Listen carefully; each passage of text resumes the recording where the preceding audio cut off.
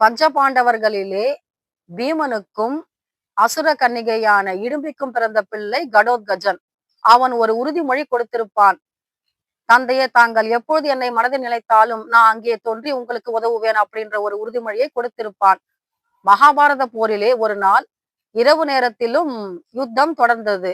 அப்பொழுது துரியோதனுடைய தாக்குதலை சமாளிக்க முடியாமல் பஞ்சபாண்டவர்கள் பீமனிடம் கேட்கின்றார்களாம், கடோத்கஜனை நாம் நினைத்தால் அவன் வருவான் அல்லவா, அவனுடைய உதவி தேவை அப்படின்னு நினைக்கும் பொழுது கடோத்கஜன் அங்கே வந்து தோன்றுகின்றான்.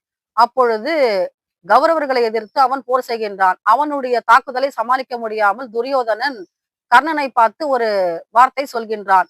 கர்ணா, உன்னிடம்தான் சக்தி மிகுந்த சக்தி ஆயுதம் இருக்கின்றது அல்லவா, அதை வைத்து கடோத்கஜனை கொன்றுவிடு அப்படின்னு கேட்கும் பொழுது கர்ணன் யோசிக்கின்றான். ஏன்னா இந்த சக்தி ஆயுதம் இந்திரனிடமிருந்து வாங்கியது.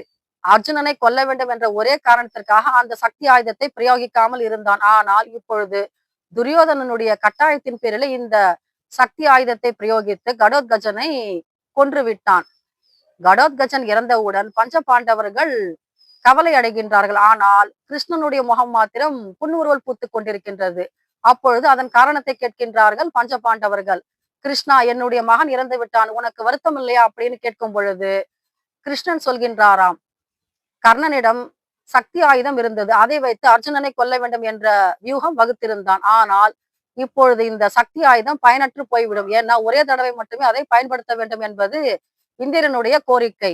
இப்பொழுது கடோத்கஜன் வீழ்ந்து விட்டதால் அர்ஜுனனை கொல்ல முடியாது, அர்ஜுனன் உயிர் தரிப்பான், அவனை காப்பாற்ற வேண்டும் என்பதே என்னுடைய நோக்கம் என்று உறுதியாக சொன்னாராம் கிருஷ்ண பரமாத்மா. தர்மத்தையும் பஞ்ச பாண்டவரையும் காத்து நின்றது கிருஷ்ணனுடைய தர்மம். ஜெய் கிருஷ்ணா.